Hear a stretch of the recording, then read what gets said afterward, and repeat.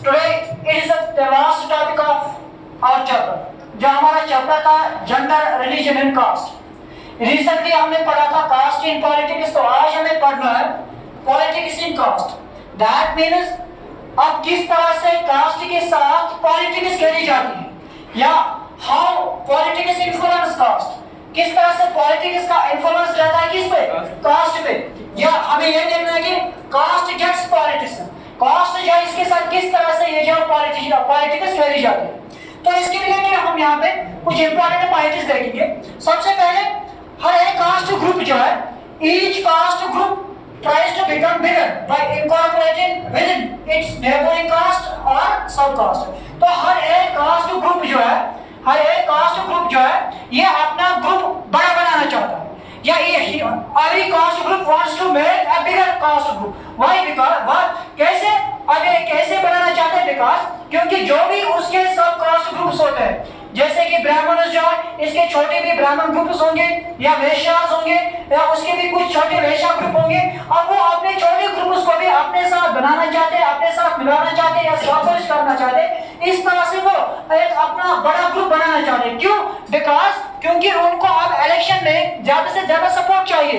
So by incorporating their neighbouring castes और सब castes, सो इस तरह से कास्ट के साथ हम ये कह सकते हैं कि दे वांट्स टू इन्फ्लुएंस, ये इस पे अपना इन्फ्लुएंस बनाना चाहते हैं। इसी तरह से अगर हम दूसरा देखेंगे, coalition among various caste groups thus enter into a dialogue and negotiation। अब बहुत सारे कास्ट जो है ये इलेक्शन से पहले कोलिशन बनाना चाहते हैं। कोलिशन जिस तरह से कोलिशन गवर्नमेंट होती है कि दो या दो से ज्यादा पॉलिटिकल पार्टी गवर्नमेंट बनाते हैं, तो उसको हम कहते हैं कोलिशन गवर्नमेंट। देखिए यहाँ पे हम देखते हैं कि इलेक्शन से पहले जो सोसाइटी में डिफरेंट कास्ट होंगे, तो उन कास्ट वो कास्ट जो है एक दूसरे के साथ हाथ मिलाते हैं, एक दूसरे के साथ गठजोड़ करते हैं, या एक दूसरे के साथ हम ये करते हैं कि एक ये जो माहदा करते हैं कि किस तरह से हम पॉलिटिक्स में एक ही साथ एक ही सीट पे एक साथ क्या करेंगे, ये जो लोगों से अपील करेंगे।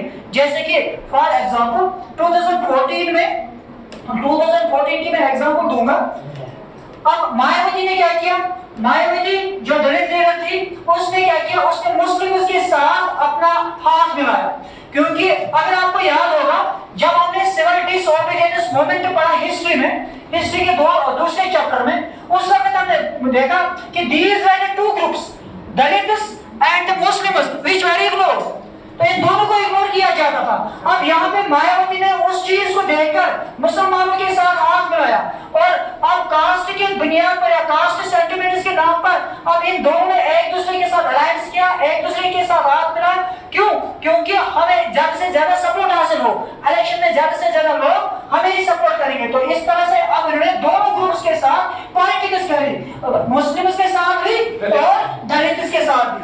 Third, that is new kinds of caste groups have come. अब नए नए कास्ट ग्रुप जो सामने आते हैं, एक होता है बैकवर्ड और दूसरा फॉरवर्ड। जैसे कि आपने पढ़ा होगा कि जब यूनिवर्सल एडेड फ्रेंचाइज नहीं था, जब पिछले टॉपिक में हमने पढ़ा 1% 1 वोट, तो उस वक्त जो पिछले जो लोअर कास्ट के लोग थे, जब यूनिवर्सल एडेड फ्रेंचाइज नहीं था उनको इग्नोर किया जाता था।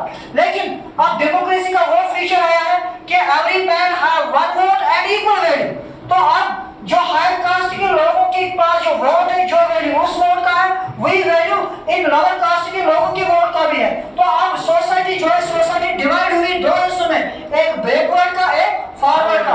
अब दो पॉलिटिकल पार्टीज जो है दोनों को साथ दे, दोनों को देखते हैं कि यहाँ पे भी फॉरवर्ड में भी इन्होंने अपने कैंडिडेट नॉमिनेट किया और बैकवर्ड में भी अपना कैंडिडेट नॉमिनेट किया। सो इस तरह से ये जो पॉलिटिक्स खेली जाती कास्ट के साथ। लेकिन हम यहाँ पे देखेंगे अब एक्चुअली रिलेशन क्या है, रिलेशन क्या है कास्ट और पॉलिटिक्स में। तो यहाँ पे हम देखेंगे देयर आर टू पर्सपेक्टिव्स, एक पॉजिटिव और एक नेगेटिव। पॉजिटिव में क्या होगा कि disadvantaged communities gets political attention. पहले जो डिसएडवांटेज्ड कम्युनिटीज थे, दलित थे, या जो भी लोअर कास्ट के लोग थे, उनकी तरफ तवज्जो नहीं दी जाती थी जब डेमोक्रेसी का वो फीचर नहीं था। लेकिन जब डेमोक्रेसी ने कहा कि every person have 1 vote and equal value, तो अब जो लोअर कास्ट के लोग जो है या निचले तबके वाले लोग जो है उनकी तरफ भी अब तवज्जो देने लगी, तो उनकी तरफ भी अब अटेंशन दिया गया। क्यों?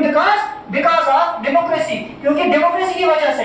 तो यहाँ पे हम ये एक पॉजिटिव पॉइंट देख सकते हैं कास्ट एंड पॉलिटिक्स को, कि अब पॉलिटिक्स में हर एक लीडर जो है ये विनर बनना चाहता है। So he knows the value of every vote, तो उसको हर एक वोट का वैल्यू पता होता है, इसलिए वो निचले तबके वाले लोगों की तरफ भी तवज्जो देता है। तो ये पॉजिटिव ये पॉइंट बन जाता है कि जो डिसएडवांटेजेस कम्युनिटीज होते हैं, जैसे कि शूद्रास होते हैं, जैसे कि दलित होते हैं, या कोई और लोअर कास्ट का ग्रुप होता है, उनकी तरफ पॉलिटिकल अटेंशन दी जाती है। दूसरा, Dalit and OBC caste gets access to decision making. अब ये जो ओबीसी अदर बैकवर्ड क्लासेस या दलित, अब इनको क्या है कि इनकी तरफ अब जो कि डिसीजन मेकिंग प्रोसेस थी, इससे पहले इनका कोई रोल नहीं था। दे वर डिप्राइव्ड, इनको डिप्राइव किया जाता था, इनको महरूम किया जाता था, इनको इग्नोर किया जाता था। Now they are given the value, अब इनको वैल्यू दिया जाता है। Now they played a role,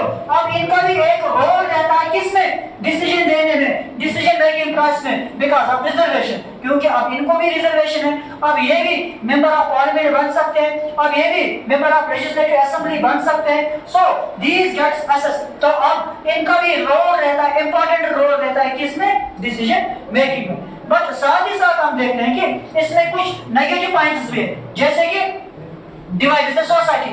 ये कास्ट एंड पॉलिटिक्स जब हम एक साथ देखते हैं, ये सोसाइटी को डिवाइड करते हैं। जैसे कि हमने इससे पहले भी एक एग्जांपल देखी कि अब इससे क्या होता है कि जब एक सोसाइटी में डिफरेंट कास्ट्स होते हैं, तो वहां पे क्या करते हैं कि डिफरेंट कास्ट्स के नाम पर, कास्ट सेंटिमेंट्स की बुनियाद पर लोगों से अपील करते हैं कि हमें क्या मिलने चाहिए, हमें वोट्स मिलने चाहिए।